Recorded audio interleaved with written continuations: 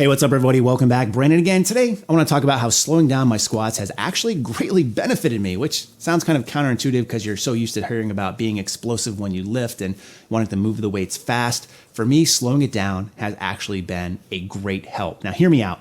So when I was running Wendler 531 over the summer, I picked up some bad habits because of all the AMRAPs that I was doing. Now, when you're doing sets of 10, 12, 15, number one, they're pretty monotonous and you want to get through them as quickly as possible. So I wasn't taking as much time as I should for each rep. I was also, because I was doing AMRAPs, getting generally fatigued by that point where I was just having some form breakdown with fatigue buildup.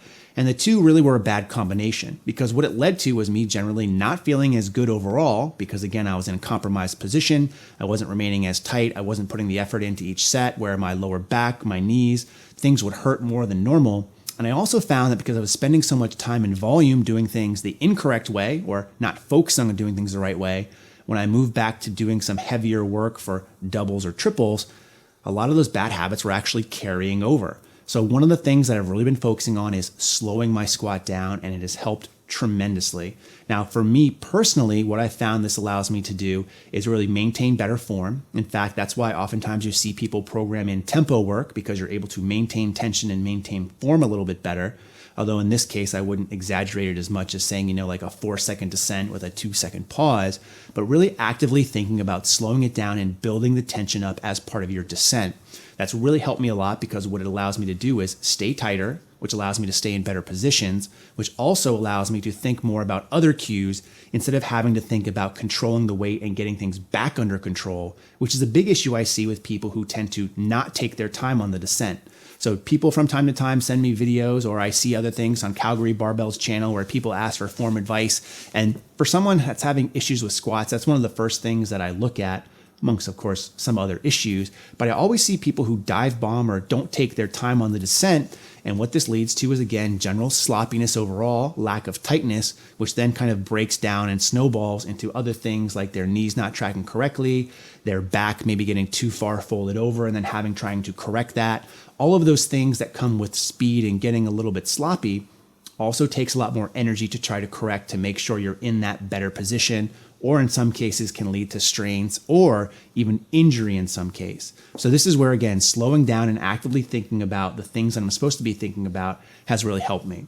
Now, to prove my point, I'd like you to participate in a really brief exercise, and I'm going to try to do this and try to talk at the same time, which is going to be kind of tough. But if you're sitting there in your computer chair, laying in your bed, wherever you may be at this current time, try to get your whole body as tight as possible and have as much tension built up as you can.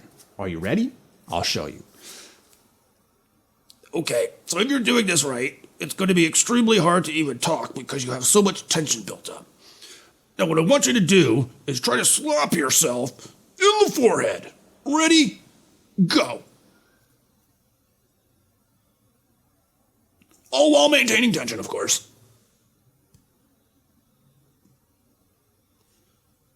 Now release. Okay, so there you go. That was pretty stupid looking, right? Yes, I agree. But what you'll notice, if you're maintaining that tension and the rigidity in your body, you're really unable to move that fast when you're doing something. And it wasn't until that very last second where I wanted to slap myself in the forehead that I released that tension.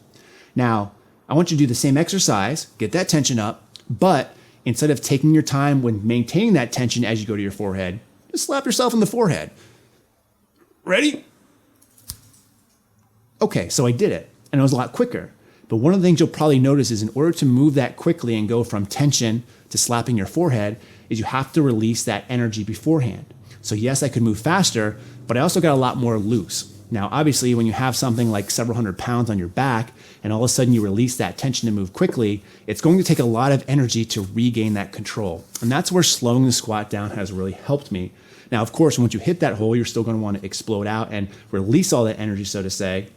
But the interesting thing is, even if you take a look at some of the great Olympic lifters who high bar squat, ass to grass, and they really utilize more of that rebound effect than some of the low bar squatters like myself may use, you'll see that oftentimes they're still maintaining that tension for a majority of the descent, and it's not until they get closer to the hole that they finally drop down and rebound. That way they don't have to expend as much energy to gain more control, and in that case they're actually utilizing that energy to bounce back up. So that's something to take into consideration as well. But even the best lifters out there should be, again, maintaining a lot of that energy and not wasting it trying to recorrect things that you shouldn't be recorrecting anyways. So that's something that's helped me greatly. Hopefully you enjoyed this video, at least just for the fact that I slapped myself in the face and made myself very tight for you in person. But if you have other suggestions or other questions about squatting or how you can get better, leave those in the comment section below. And in the meantime, as always, thanks for watching and stay big.